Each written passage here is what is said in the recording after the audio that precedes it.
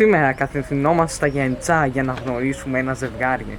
Ο Γιώργος και η Μαρία είναι ένα πολύ αγαπημένο ζευγάρι, με κάποιες διαφωνίες στις σχέσεις τους. Το ζευγάρι κάθισε να παραγγείλει μια μακαρονάδα στον υπερπολιτελή Διόνυσο.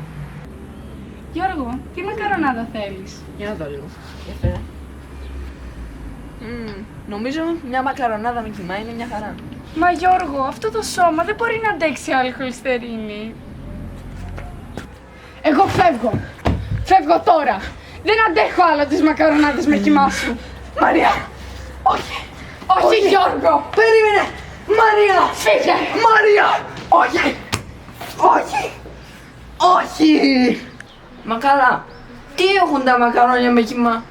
Η Μαρία έφυγε εξορκισμένη για να πάει για μια βόλτα.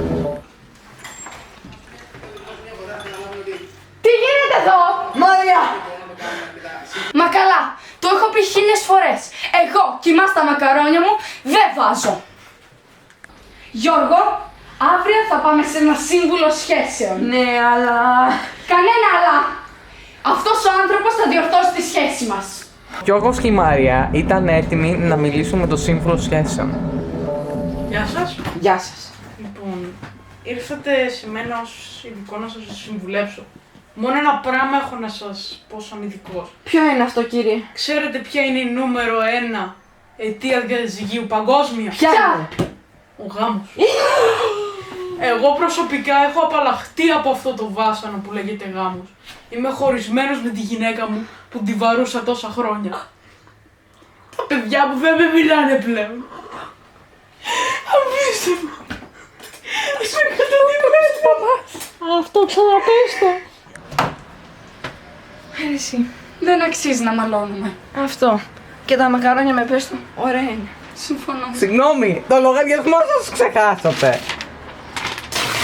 Ο λογαριασμός δεν χρειάζεται αγάπη. Ο Γιώργος και η Μαρία στο τέλος τα φτιάξανε και πάλι ζήσαν σαν ένα ευτυχισμένο ζευγαράκι. Συμπέρασμα. Δεν μαλώνετε για σημαντικά πράγματα. Παιδιά, το ξέρω ότι σας λείψαμε. Πέρασαν... Δεν τους λείψαμε καθόλου. Το ξέρω. Πέρασαν 2 μήνες. 2 μήνες χωρίς να κάνουμε βίντεο. Έπρεπε να τους αφήσουμε στην ησυχία. Γράφαμε και εξετάσεις. Γράφαμε εξετάσεις, σωστό και αυτό. It's Τι bullshit. να κάνουμε, πρώτες εξετάσεις ήταν, για αυτήν ήταν δεύτερες. Σαν να βλέπουμε νεγάκι είναι αυτό το πράγμα.